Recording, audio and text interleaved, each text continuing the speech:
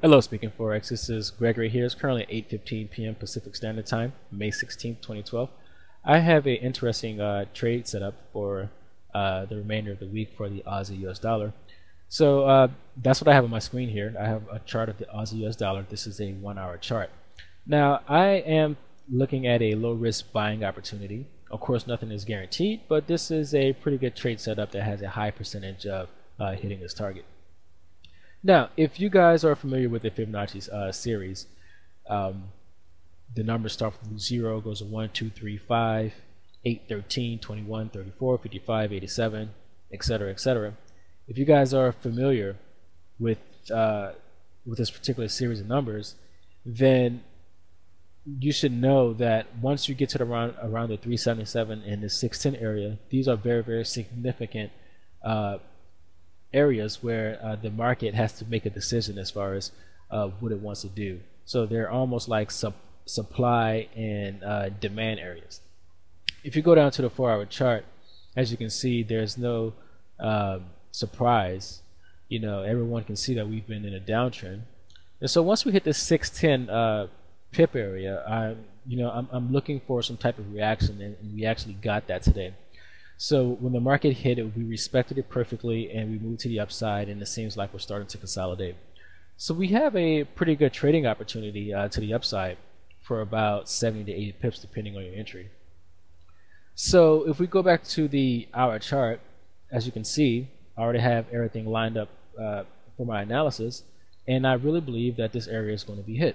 Now, another thing that's really important about this one area is a parity level.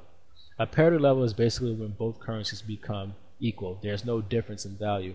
So for instance, if I travel from America and go down to Australia and I exchange my currency, besides the fees, there's no difference in currency value. So everything that I spend in US dollars, I'm spending in Australian dollars, and there's no difference. I'm not spending more or less because of the exchange rate. So these areas tend to be very, very significant when it comes to currency trading. So whether you're trading the Canadian US or the Aussie CAD, or it doesn't matter. Once you hit a parity level, you have to take notice, and you have to see what's going on, because it's a very, very important key level that seems to be respected over and over. And as you can see, as we approached it from the downside, this is a 1-hour chart, we broke through the parity level, and we came back and we retested it, and we shot down. So this is going to happen over and over again. So it is a psychological supply and demand area. So I'm looking to test that area right now, because we do have a downtrend that looks like it's starting to wane. So I have here, as you can see, this trend line, basically this upward slope, that's telling me that we do have significant buying pressure that's coming in. So a good area to buy would probably be around this pivot point area, around 99.20. To each his own, depending on what your entry parameters are. You can buy on touch, or you can wait until it hits this area and reverses, and then go long there.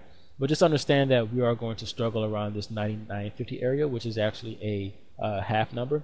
But overall, over the next day or two, I do surmise that eventually we're going to hit this parity level of 1. So just be aware of that. And you know, nothing works 100% of the time, but I really do feel that this is a low risk trading opportunity.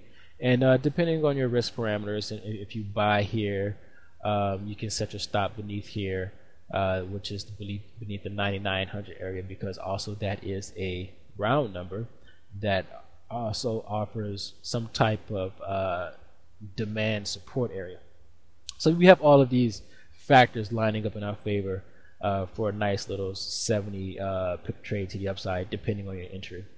So this is Gregory here, and I will be doing another US dollar video. It just depends on it doesn't really matter, because it seems like everything is moving somewhat in sync, but it depends on your risk parameters and your targets, and your trading style will determine which currency pair that you can actually trade that actually fits your particular overall trading approach. So I'm signing out here. It is currently 8:20 p.m. and I will be doing another video. Probably do the dollar Swiss because I think that's a pretty clean setup as well that you can follow. And you can also do other currency pair analysis on your own and see if you can find profitable trading opportunities. So thanks for tuning in, and until next time, green trades.